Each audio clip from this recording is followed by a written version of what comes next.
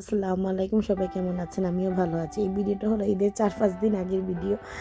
আসলে সময়ে আর কাজের কারণে আসলে এডিট করব বলে ছাড়বো বলে ভিডিওটা আসলে এডিটই করা হয়নি। আর তখন সেদিন আমি সামনে বসছিলাম, আমার ছেলে বড় পিছনে বসছিল। আমি বললাম, "আমি একটু ভিডিও বানাই, তোমরা পিছনে বসো।" আর বাংলাদেশে থাকতে যখন ওর গাড়ি ছিল ২ টা, সবসময় ওয়াসিকে কুলে নিয়ে ড্রাইভ করতাম। আমি ওর পাশে বসতাম। আর ওয়াসি তো একটু ছোটো ছিল, ৫ বছর আগে, ওর 5 বছর ওর এজ ছিল। আর ওকে নিয়ে কুলে নিয়ে ড্রাইভ করতে কোনো প্রবলেম হতো না। আর দূরে যদি কোথাও যেতে যেতে হইতো, তখন তো আমাদের ড্রাইভারও ছিল। দূরে কোথাও গেলে ঢাকা বা কক্সবাজার হোক বা অন্য জায়গায় গেলে সবসময় ড্রাইভারই আমাদেরকে নিয়ে যেত। আর সামনে কোথাও হলেও সবসময় কুলে নিয়ে ওয়াসিকে ড্রাইভ করতো, কোনো প্রবলেম হতো না। আর ও যখন বিদেশ চলে আসছে, আসার পর থেকে যখন আমরা গাড়ি ভাড়া করে যেতাম কোনো জায়গায়, আমরা সব বোনরা যেতাম সবসময়। আর কোনো ছেলে মানুষ তো নাই আসলে। আর আমরা বোনরা আর আমার বোনের মেয়ে আর আমার ছেলে, আমরা যদি সবসময় কোথাও যেতাম, আর ছেলে আমি সামনেই বসতাম, আমার পিছনে বসতো। আর এদিক দিয়ে আমরা চলে আসছি ওই যে হালাল মাংসের দোকানে। ওই যে উনি মাংসগুলো পিস পিস করে দিয়েছেন, আলহামদুলিল্লাহ হালাল মাংস কিনে হয়েছে। আর ইন্ডিয়ান চালগুলো পাইছিলাম, বিরিয়ানির চালটা, এই ইন্ডিয়ান চালটা নিয়ে কী করবো।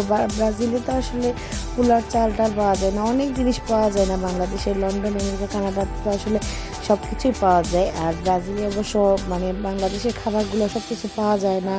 মরিচটা পাওয়া যায় না, চাপাতি পাওয়া যায় না, পাওয়া যায় এক জায়গায়, ওই যে বাইশে পাওয়া যায়, তাও সব সময় পাওয়া যায় না। অনেক দামটাও একটু বেশি, এখান থেকে অনেক দূর থেকে এসে নিতে হয়, এটাই একটা প্রবলেম। আর এখান থেকে দোকান, আমরা এদিকে আমাদের মাংস কিনা হয়ে গেছে, আমরা গাড়িতে উঠে গেছি অলরেডি।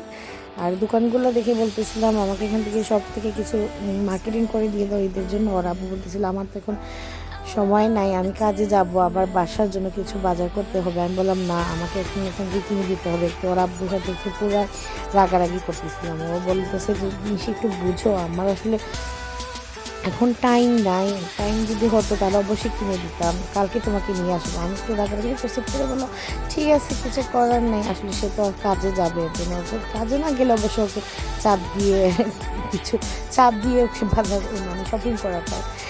আর আসলে এখন তো চাপ দিয়েও লাভ নেই, তারা কাজে যেতে হবে। আর এদিক দিয়ে আমরা আসলে আসছি, এসে আমাদের টুকটাক অনেক তাড়াহুড়া করে শপিং করছি। শপিং করে আলহামদুলিল্লাহ সব কিছু মানে বাজার টাজার, গ্রোসারি সব বাজার টাজার আলহামদুলিল্লাহ ঘরের জন্য সব বাজার করা হয়ে গেছে। এখন আমরা বাসায় চলে যাব। আপনাদের সাথে আবার দেখা হবে, কথা হবে। আর আপনারা বেশি বেশি করে আমাকে লাইক করবেন, কমেন্ট করবেন, আর আমার জন্য দোয়া করবেন। আর সবাই ভালো থাকবেন। আল্লাহ হাফিজ।